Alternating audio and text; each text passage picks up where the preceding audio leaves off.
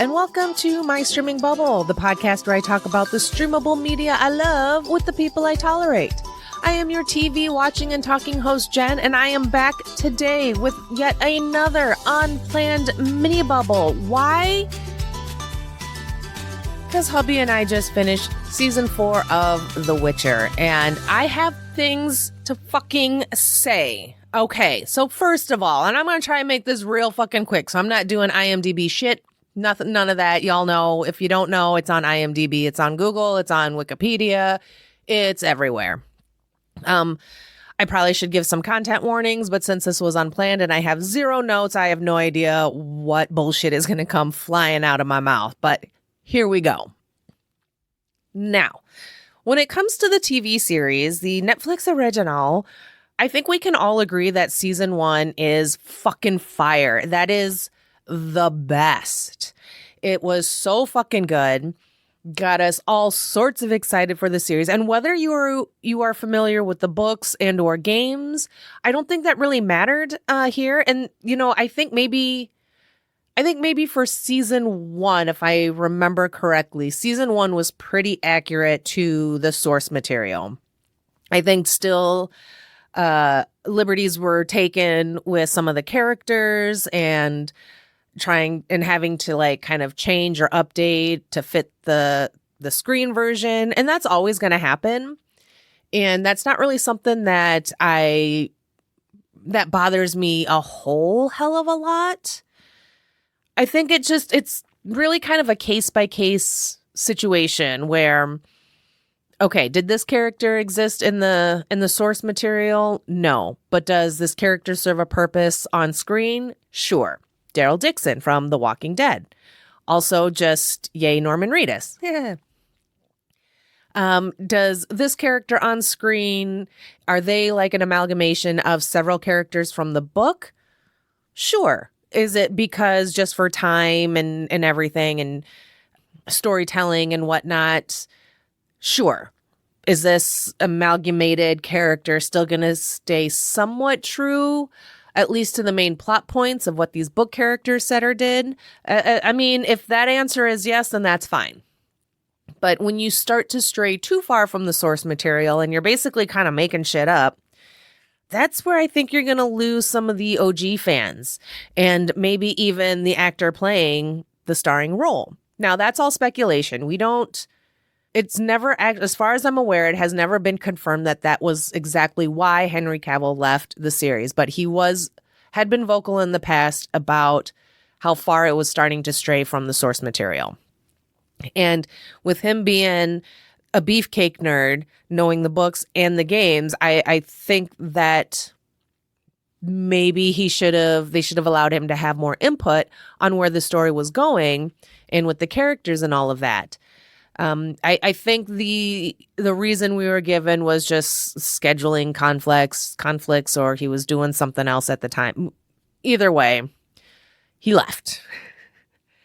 But aside from that, again, from what I recall, season 1 was still pretty close to the source material. And I think that's part of the reason why it ended up being such a success, because you had those fans being like, oh, fuck yeah.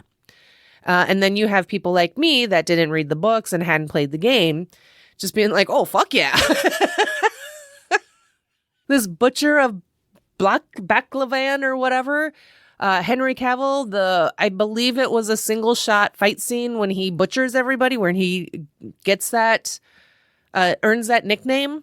Just amazing. Like, why couldn't they maintain that level of quality? The wig was not too bad. It was actually a pretty decent fucking wig from what I recall. I think maybe the only criticism would be the 2 different timelines and not knowing we were in 2 different times. And like, that's fine. Like, that was kind of a fun little reveal. But it was a bit confusing at first. And that's fine, because upon rewatches, it all makes sense. And then after that, the seasons kind of go downhill in terms of quality. I think in this 3rd season, in season 3, the Geralt wig I felt was really really fucking bad. Like the worst fucking wig they had given us so far within this series. And when I did a mini bubble kind of covering The Witcher up to that point, I believe I ranted about how all of Netflix's wig money went to Bridgerton and Queen Charlotte. And it's like, okay, y'all just bought Warner Brothers. Y'all keep raising our prices. You're telling me you can't afford better wigs? What the fuck? Come on. Anywho, not to go off about those 3 seasons again. Season 4. So we have a new Geralt played by Liam Hemsworth. And, okay. So I thought Liam Hemsworth did a very good job at being Geralt. I actually think the wig was a little better this season, or it just seemed to fit him better. I'm not sure, but it looked a little bit better quality. So hopefully Netflix listened to me in my last rant. But Liam Hemsworth did a really, really good job. I thought he looked the part. He sounded like Geralt, the ums and the fucks, like those, unfortunately unmatched, but it worked here. And what I'm about to say is going to sound really fucking mean, and I don't mean it to sound so, it's not supposed to be mean, but I'm not sure how else to put this. But in terms of The Witcher, from going from Henry Cavill to Liam Hemsworth, you can't go from thick cut apple smoked bacon to fat-free turkey bacon. It's not the smoothest transition. You can eventually get used to the fat-free turkey bacon, but I think you're always going to pine for the thick cut apple smoked bacon. I am so sorry. I know that sounds so fucking mean. And if anyone else has a better way to put that where it isn't so harsh, please let me know, because I feel bad. But it's also kind of true. With that said, again, Liam Hemsworth, I thought, did a really great job. It's kind of hard to come in after Henry Cavill, someone who, whether it was Henry or anyone else, that was so perfectly cast. It's like, and since he's coming in after Henry, those are some big biceps to fill. But I thought he did fine. And I think if Liam Hemsworth had been cast from the get-go, I don't think there would be any problems in terms of the portrayal of Geralt. There still would have been problems with the overall story, these short seasons, rushed storylines, and whatever the issue is with straying from the source material. But aside from my mean analogy, hats off to you, Liam. You did fantastic. I really enjoyed it. I admit it took me a minute to kind of get there, but definitely by the end of the season, I was just like, okay, he's Geralt. He makes a good Geralt. I accept. Okay, with that out of the way, again, I won't harp too much about these short fucking seasons, but fuck these short fucking seasons. I think especially with a story like The Witcher and everything that we have involved between the magic, the family aspect, the politics of it all, we need more than 8 fucking episodes to try to truly understand and kind of get the nuance of what the fuck is happening. And then maybe we won't get season finales that are so fucking anticlimactic and like just underwhelming. Yeah. But up until that point, I enjoyed most of this season, I will say. I thought this season was a little bit better than the last couple of seasons. Let's see. I liked Geralt and his little gang of misfits there with Jaskier, Milva, Vampire Guy, Lawrence Fishburne as the vampire, which was amazing. I loved that. Then we got like the dwarfs and Yarpen, because I know Yarpen isn't technically a dwarf in this world. But this nice little ragtag group, I really enjoyed it. I'm glad that Geralt kind of found some people that he could lean on as support as they kind of work their way towards the Emerald City. It's like a Wizard of Oz kind of thing. So these characters are fine. This little group is fine. There was some pretty solid fight scenes and whatnot. Oh yeah, and the Nilfgaardian that isn't a Nilfgaard, Cahir. I will say when it comes to Cahir, I'm not entirely sure how I feel about his kind of like redemption arc that we got going on right now. I don't love it, but I don't hate it. I think I'm still really kind of in the middle here. There's clearly a budding romance between him and Milva that was so fucking painfully obvious, like instantly. Whatever. People deserve to be happy. That's fine. I guess I just don't have a big, loud opinion on that. It is what it is. But they are still on the mission to find Ciri and to save Ciri. So they're on their way to Nilfgaard because as far as they know, she's in Nilfgaard. She was taken there by Vilgefortz and given to Emhyr. And Emhyr has this like fucking prophecy he needs to fulfill that involves fucking and marrying his daughter. Ugh, could we not? Okay, so that's a trigger, right? Incest? Ugh. Ugh. So what the fuck? Could we not? Anyway. So Vilgefortz brought Emhyr a fake Ciri. And she ultimately ends up deciding to stay because, as she had told Yennefer, here she is not used as a science experiment. She was wondering, where her sisters were when she was being like tortured and everything. So she feels let down by the mages. And so she's going to stick around and hang out with Emhyr. And it looks like she has kind of found her confidence in that she is going to stand by Emhyr and work with him for him to achieve his icky goals. Now, whether she'll make it out of it alive is yet to be seen, but my money's on no. So Geralt and the gang are still on their way to Nilfgaard to save Ciri, but they don't realize that Ciri isn't there. At the same time, Yennefer is trying to round up the remaining mages that haven't sided with Vilgefortz to try and take down Vilgefortz and save Ciri. In Yennefer's mind, it's save Ciri first, kill the asshole. So with this storyline, and I think I've been enjoying Yennefer's story so much more than kind of anything else at this point. I love seeing how Yennefer has grown over these centuries, I suppose. I'm not entirely sure how much time has passed from when she first was recruited into Aretuza. But it's been a lot. It's been a lot of years. And I like seeing how she has kind of grown and settled into this mom kind of role, this fierce protector of Ciri, also this fierce protector of the remaining mages. As one of the other mages says, she is now Taissa.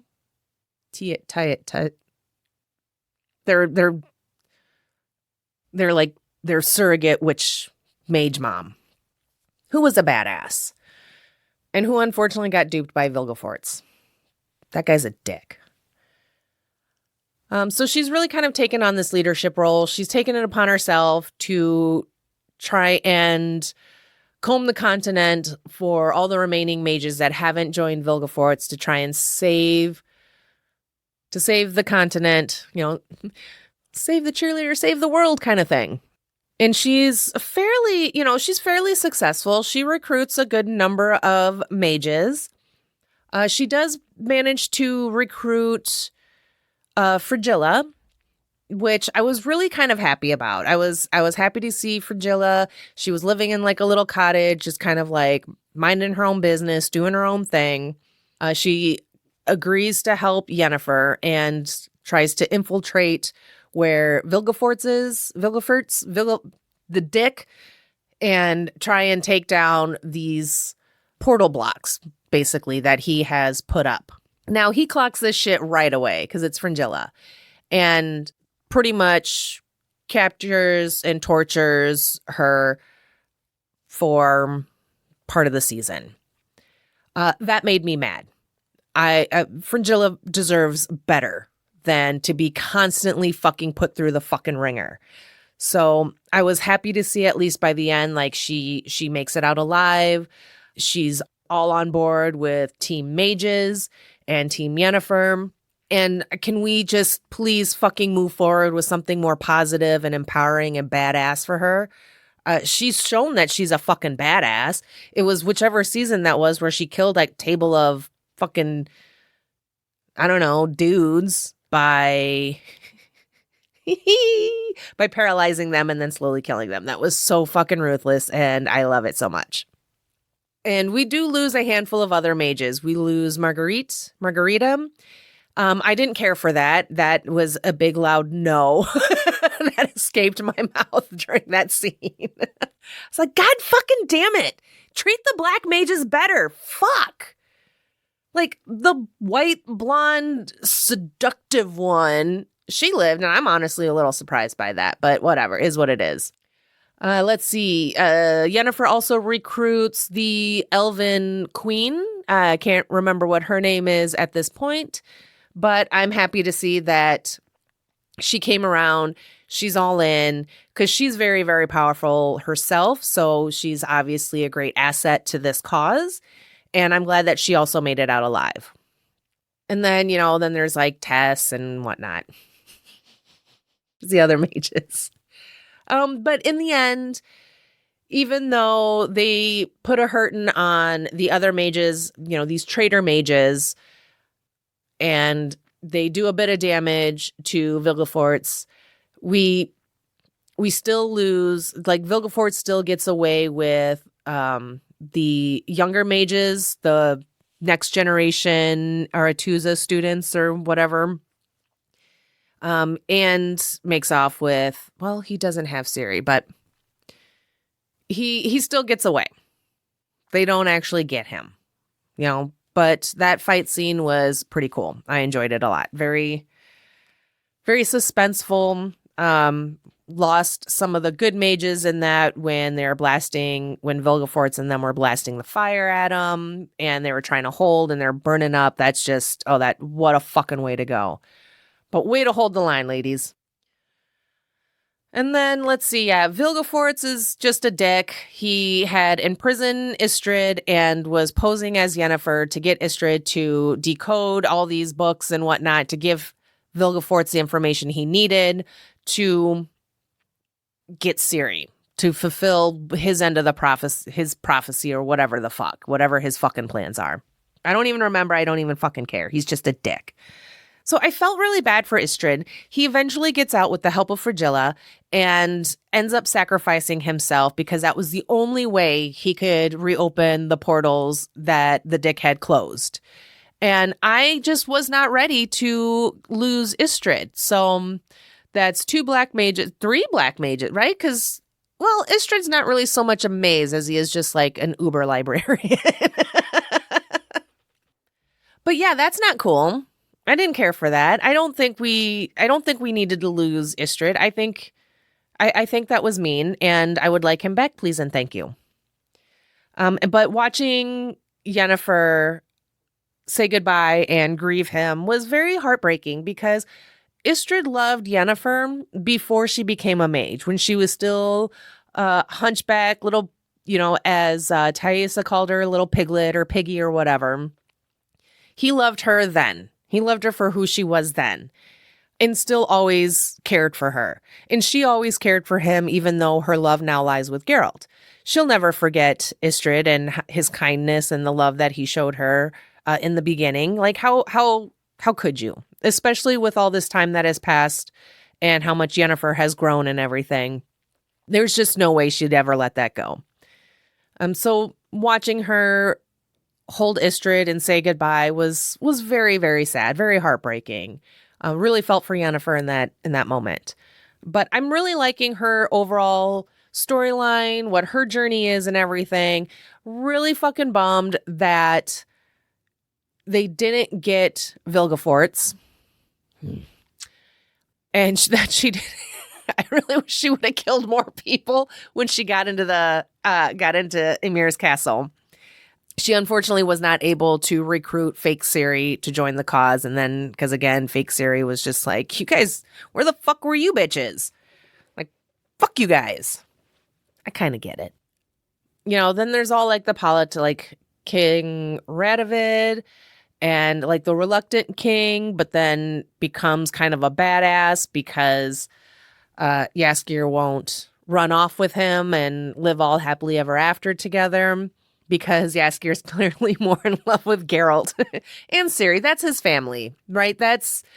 They're a found family and they care deeply for each other. So Jaskier's not going to turn his back on his brother Geralt or his niece Ciri, even for love.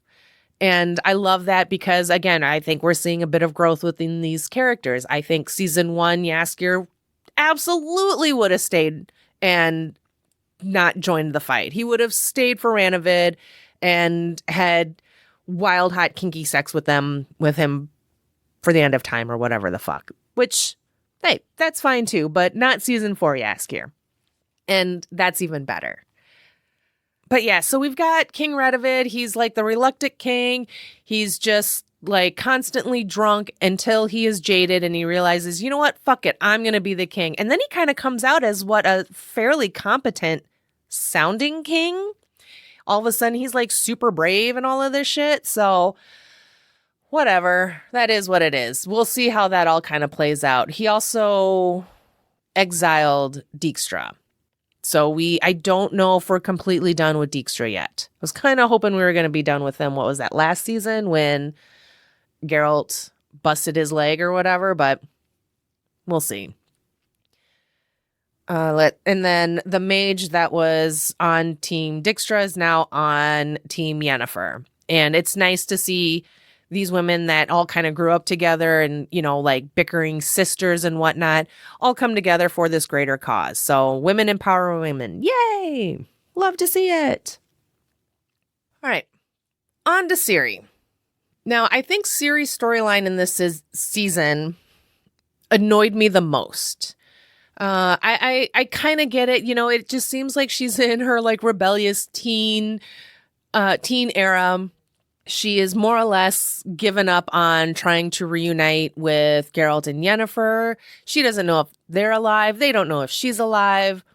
But Ciri joins up with this group called the Rats. And they're just some your run-of-the-mill kind of like thieves and slash killers. I suppose they've killed as needed. But this like group of not abandoned, but a bit orphaned. So for whatever reason, they're no longer with their family, their people, by choice or whatever. However they ended up where they're at, they chose to be rats. They chose to live this life of petty crime. And Ciri joins up because one of the rats, Missile, I think was her name, she's got a little crush on Ciri. She likes what she sees there. And you know what? And Ciri likes what she sees there too. And that's fantastic. And we love that for them. But it was just really frustrating because just the way like Ciri seems to be like running from her, who she is, her responsibilities. I get that she's like, look, I'm tired of being the lion cub of Sintra. I'm tired of prophecies and everyone's existence lying on my shoulders or trying to be this person people expect me to be, their idea of me, this idea of destiny and all of that. Like she's kind of done with that bullshit. And I totally understand that. And so I do understand this kind of running away, joining the rats moment for her. It comes in, yeah. And even though I understand it, it doesn't mean I like it. And she more or less just really frustrated me through most of this season because of that. I want her to be back with Yennefer and Geralt, god damn it. But it was kind of cool to see her fight scenes and how her skill level is so much different, so much more advanced than the rats or even these people that she has been fighting and killing. And So you get that sense, she's still got a little bit of that Witcher in her. She takes down the one parasite thing and she whispers like, I did it, Geralt. And there was kind of this moment in that scene too, when when Ciri and Missel were in the cave and Ciri fights this parasite thing, this glowy parasite thing. There was a moment where it seemed like there was that connection between Geralt and Ciri, where, because he keeps dreaming about her. They keep kind of dreaming about each other and this and that. But in this moment of battle, you get the sense that there is clearly something deeper, a deeper connection, something deeper between these two, pulling them together, keeping them together, maybe more so than just even destiny itself. But she's still a badass with a sword, so that was pretty cool to see. But now she's being hunted by this Witcher killer. This dude, I don't remember what his name, Leo Bonaparte, I think. He makes me uncomfortable. He is a fucking psychopath, like to a T. He's clearly a Witcher killer because he's got all these Witcher medallions. And I was really fucking hoping that Ciri was going to kill him. And I really hope she is the one that fucking kills him by the end of next season. Please, for the love of fuck. Because the season finale for this season was not very satisfactory. The fight between the rats and Bonaparte was cool, and it was brutal because he just, wastes like no time fucking them up. And like, it was violent and vicious and entertaining and kind of sad, but you knew it was going to happen. And then you knew that Ciri and Bonaparte were going to have their kind of one-on-one, their 1v1. And they do. And it goes really fast. And I think that's all because Ciri was in like emotional distress. And so she was fighting from heartbreak and pain and anger instead of being a more concentrated on truly defeating this guy instead of just like, you killed my girlfriend, now you gotta die. And I was kind of hoping that there was going to be a point during that fight scene, or at least when Ciri had to watch Missel die, or at least get beheaded, where her emotional anguish was going to be so great that her power came back. She relinquished her power at the end of last season. For fucking what? Anyway, I'm hoping that shit comes back. She was being trained by Yennifer to use this power and to control that power. She was trained by Geralt and the Witchers of Kaer Morhen on how to fight. Like, oh, why'd you run from that? That's so badass. I mean, it's a lot. It's a lot on the shoulders. I get. I fucking get it. I don't like it. But her powers coming back did not happen in this season. And her fight with Bonaparte, it would have been nicer if it had been a bit longer. But she is defeated and he has her now, and we'll see where that all fucking goes, because that's pretty much where her story for the season ended. Very frustrating. And then with Geralt and the gang, Yennefer does end up catching up to him. And I will say, like, that moment was kind of odd. Like, she just poofed appeared because now she's got the ability to portal where she needs to, which is great. But does that mean that, like, because her and Geralt are so connected, that just makes it easier for her to pop into wherever he is at? Because it seems so kind of random. There was just like 1 minute, like the portals are closed and she's at the castle, in Amir's castle, talking to fake Ciri. And then she portals out and then poof, she's right there with Geralt. Like, I don't know. There was just, it felt kind of choppy and like a bit of a disconnect. There could have been a bit of a smoother transition from her going from fake Ciri to being even something like, I need to go find Geralt. Now that I have portals back, I think I know where he is. At least something, some sort of passing line to kind of explain how she was able to get to him so quickly. Like, it looked like, it just kind of seemed like she poofed from the castle straight to the forest where Geralt and the gang were. But either way, she tells him about fake Ciri and this and that. They have their one steamy weemy night together. Hubby and I both chuckled because it's like, well, it's a good thing Yennifer showed up because now they got this big badass tent with a bathtub and a big sexy bed and all of these other cool magey things. See, they need Yennifer, at least for the creature comforts. But so she at least tells Geralt that Ciri is not in Emir's castle, what Emir's plans are. And he needs to continue to find Ciri, and she's going to continue to locate Vilgefortz to fucking kill his ass. And then that's it. And then they poof apart.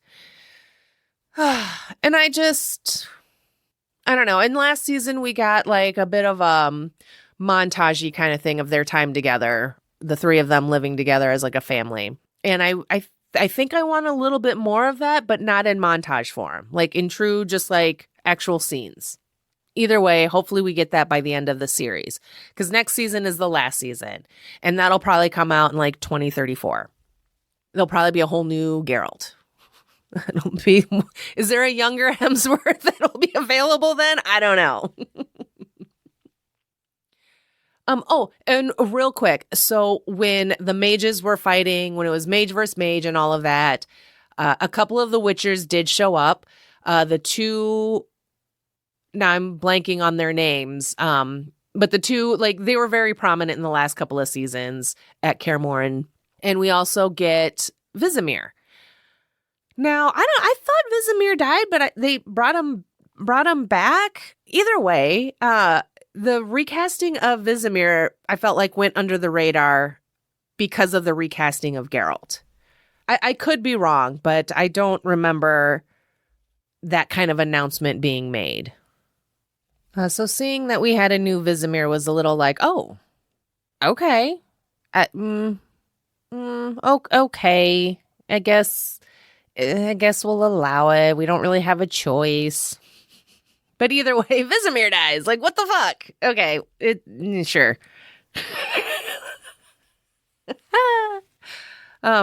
But it was cool to get a couple of the Witchers back. Too bad there weren't a few more, but that's all right. Lambert and Cole or something like that, I think, were the names of the Witchers. And they survived the fight, so that's nice. Hopefully they'll all be reunited with Geralt and with their, brother and everything, and happy times. So after Yennefer drops the truth bomb on Geralt about Ciri and then poofs away, and the gang is trying to figure out kind of what their next moves are, they decided they're still going to head towards Nilfgaard? Well, they continue on their travels. Milva discloses that she is now pregnant because of her time. She had slept with one of the Scotiels, or however that's pronounced, like the elves, and now she's carrying one of their bebes. So, or she was carrying one of their bebes. So it's unfortunate that she lost the child. Oh, yeah. Content warning for miscarriage, child loss. But... well, I'm not sure how that's all going to play out. I don't know. I feel like her having been pregnant is a bigger deal than it's kind of being led on right now, kind of how it feels right now, because she mentions that she was pregnant to Geralt. Well, she does come clean to the whole gang. Vampire is just like, I fucking knew it. And they're like, how? He's like, 2 heartbeats, da-doy. And she's telling Geralt that, before she was Milva, she was Maria, and pretty much like with this pregnancy, she wants to go back to more or less being Maria, and Geralt supports that. And I love that. I kind of love this softer Geralt because he has loved, is loved. He understands that need to be with the family. But either way, they're on their way, making their way back. Milva decides, like, they're all kind of going their separate ways at this point. Let's see. Yarpen decides to go home because he has a woman there waiting for him, and he's been inspired by Geralt to spend time with those that they love. And this is after they kind of fight like this swamp ghost, and they're all kind of given different visions. And so one of Yarpen's visions was his family, the people that he loved. So he wants to go home to that. Percival joins them on the way back. I wish we would have gotten a little bit more about Percival other than the little quick flashback of him standing on a mountain of skulls and maniacally laughing during a storm. Like, that was badass, but please tell me more. Like, I don't need like a whole show or anything about it, but I would love like a little short. I think that would just be a fucking hoot. Otherwise, like, that as it is awesome. It's hilarious. But to kind of sidestep and go back a little bit real quick, when we see that shot of Percival's kind of history or whatever, where he was before, this all happens within an episode that I did quite enjoy. I thought it was a lot of fun. I think it makes for a great like filler episode because we get backstories on our little ragtag group here. But God fucking damn it, when there's only 8 fucking episodes, you cannot waste that time on the filler episodes. If you want to give us fucking filler episodes, then you need to give us more fucking episodes for the season to be able to effectively tell the fucking story and leave room for some fun filler episodes. Netflix, what the fuck? Like I said, I loved that episode. We got the backstories. We get a little bit different storytelling with these flashbacks. Like, we get an animation style when Vampire Man is telling his story about how he was and became a vampire. Jaskier's story is a musical number. And as much as I have a weird soft spot for random ass musical numbers in a show, this was very, like, such a depart from what the general vibe is of this series. I didn't hate it, but it's like the most random musical episode I have ever seen in a television series. That doesn't mean I don't like it. It doesn't mean that I love it. It's super fucking random. Again, because the vibes are so different. But I love how Jaskier's flashback story is told through a musical, and how it starts off all super bright and colorful, and Geralt's there just like his way through this kind of memory, so to speak. And then, something happens, and then Geralt's telling the story, and now it's all rainy and dark and sad. So I appreciated the episode, but when you only have 8 episodes, there's no fucking time for that shit. At least give us like 12 fucking episodes, and then you can squeeze in a filler episode or 2, whatever. It's just so fucking aggravating. All right. I think hopefully you guys saw that this was Witcher season 4 minisode, and you knew that this was going to be a loud one. Me getting all sorts of ranty about it. All right. So and in that random episode, we get Milva's backstory, a memory from Jaskier, Yarpen, and the other. Now I can't think of what his name was. The other dwarf that was traveling with Percival. But we kind of get their story, their history, and why those two were kind of at odds with each other. And now that you got both sides of the story, they get their perspective, and they're just like, "Oh, we were both played by that asshole. Shit, I'm sorry." So that was kind of nice that they make peace and make up there. That's sweet.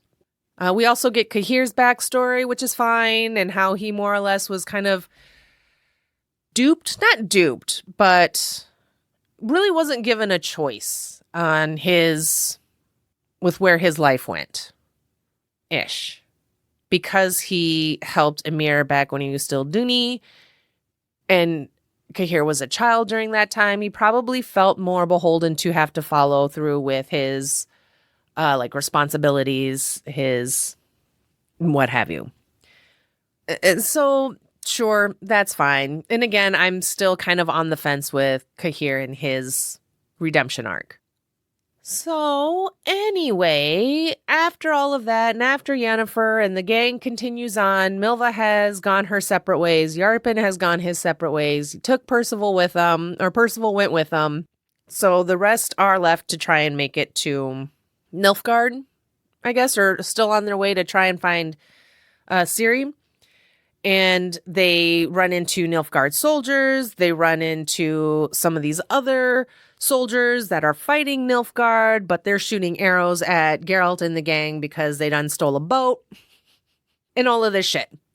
So they are literally in the middle of whatever this war is at this moment with Nilfgaard versus this kind of unknown group of knights. There's a queen. They're calling Geralt and the gang like traitors and this and that. So they get to the point where they're at the bridge. The Queen's people are holding the bridge and trying to keep Nilfgaard from entering it. Oh yeah, they're not heading to Nilfgaard. I'm sorry. They're heading somewhere to get some sort of assistance in the search for Ciri. They just happen to be traveling where there's a shitload of Nilfgaard soldiers. So my apologies.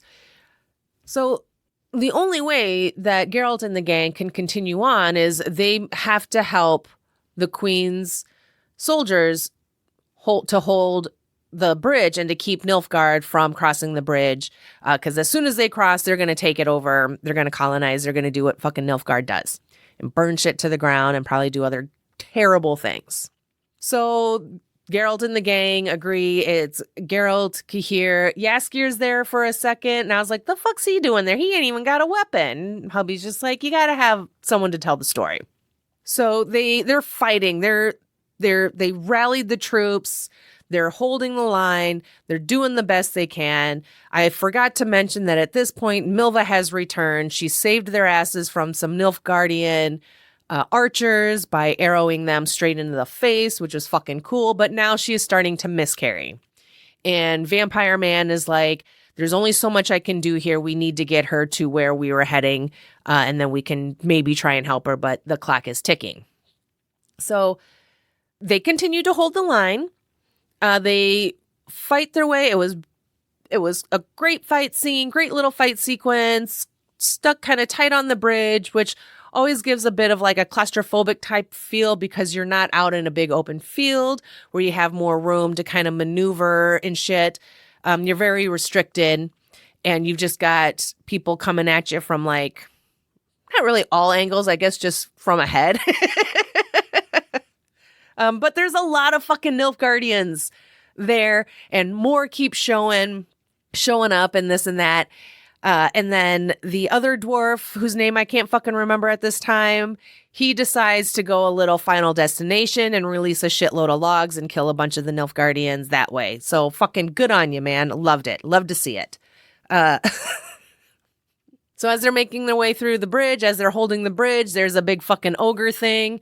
Geralt drinks some of the elixir shit that Vampire Man gave him to give him that super strength. And then he goes full Witcher on it and kills it good and dead. Fantastic. They help the queen get across and they're on their way. They make it to the place where they were headed towards. I can't remember what the name, like I can picture the words, but I don't know what they are. I can almost picture the words, I guess. So they find out. Okay, so before we get to like the end there. So this fight sequence was great. I enjoyed it. It was cool. It was bloody. Love seeing the ogre. Love seeing Geralt go full Witcher. Bloody, violent, a lot of fun. This was not the fight sequence I was expecting. This was not the one I was hoping for. This wasn't even like in the fucking cards throughout this season. It was just, oops, I guess we gotta help because we need to get her crossed too. And so again, I enjoyed the fight sequence, but it wasn't the one I wanted. And then it ends with Geralt talking to some of the doctor guy that kind of helped Milva and basically at that point told Geralt that Milva had miscarried, but she'll be fine. She'll be fine. She's fine. fucking Jesus. Pretty sure she's not fine, but that's for another time. So Geralt asks this guy, like, who is this queen? She's the queen of what? And he's like, she's the queen of this place and Rivia. It's like, well, no shit. Then she comes riding up. I love that her teeth are all busted out of her face. Because when you see fights take place in like these medieval-y type times and people are getting punched in the face with like the knighted metal fists or catching a hilt to the face, they're fine. Like maybe a little bit of bloody nose, maybe a broken nose at best. But when's the last time you saw someone's like full front grill just busted out of their face? Like this was pretty awesome. And the fact that they did it with a woman, I kind of loved because she's clearly a warrior. She's a warrior queen, much like Calanthe, not afraid to get in, get down and dirty and get, quote, ugly, getting her teeth fucking bashed out. And she's still all bloody and everything because this is like right after all that shit. So she asks Geralt, where are you from? And he's like, oh, nowhere, everywhere kind of thing. I don't know entirely why he was hesitant to be like, oh, I'm Geralt of Rivia. I think maybe because he didn't want to feel like he was then beholden to this queen. But then she knights him. And now he is beholden to this queen. He has to fight for only her. And it's just like, dude, I understand that a queen just told you to take a knee, but you had to know a knighting was happening. And you couldn't have said a little something before they went through the spiel? Because now he's just like, well, fuck. And like, that's pretty much fucking it.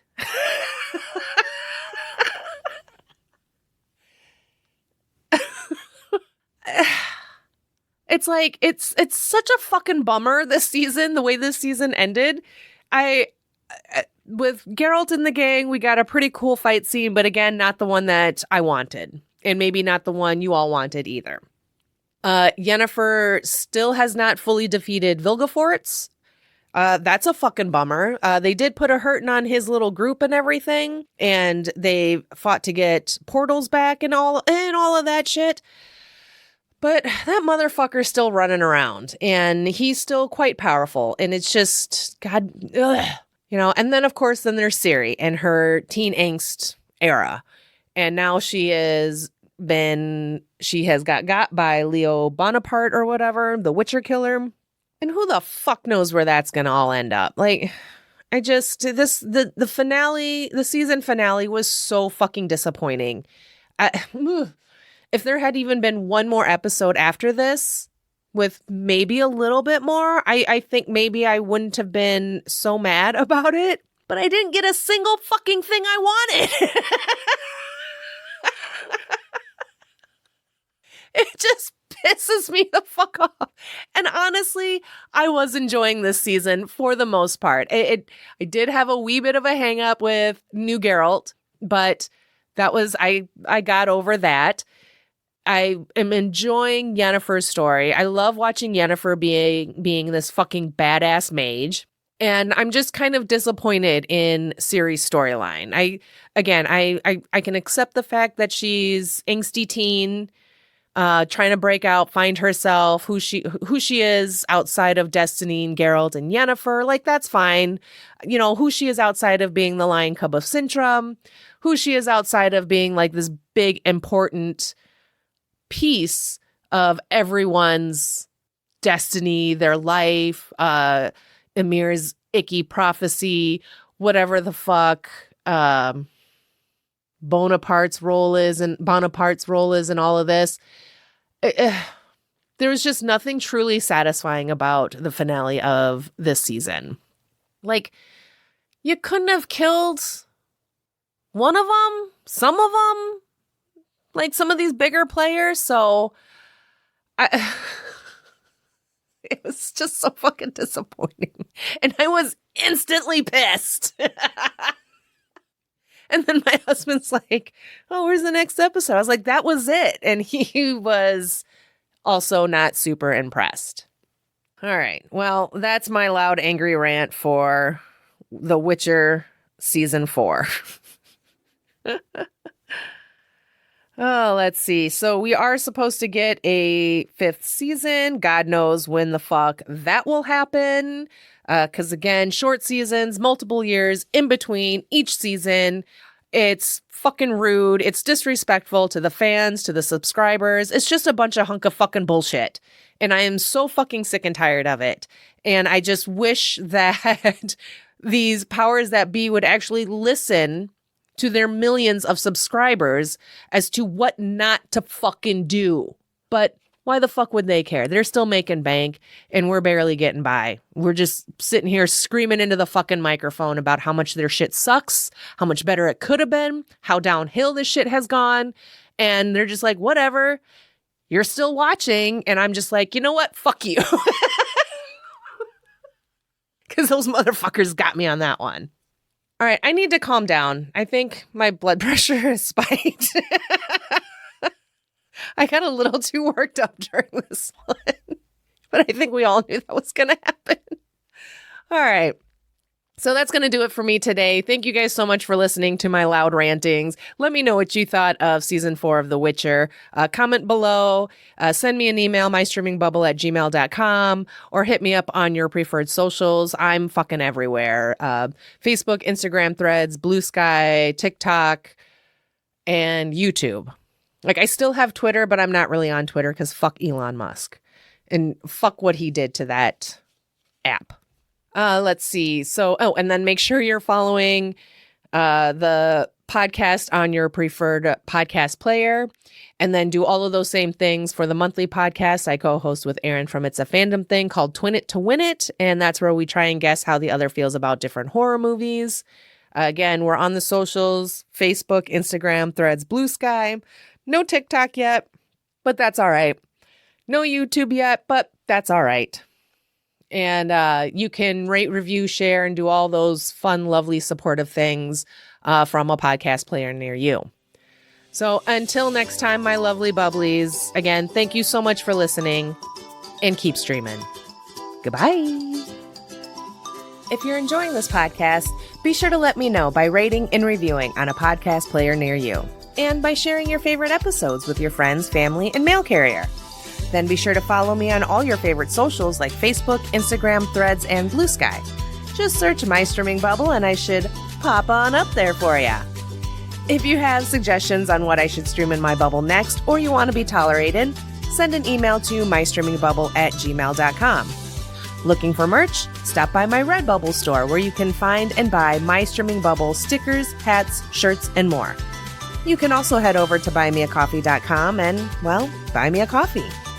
Need more podcast me in your life? Then be sure to check out my other podcast, Twin It to Win It.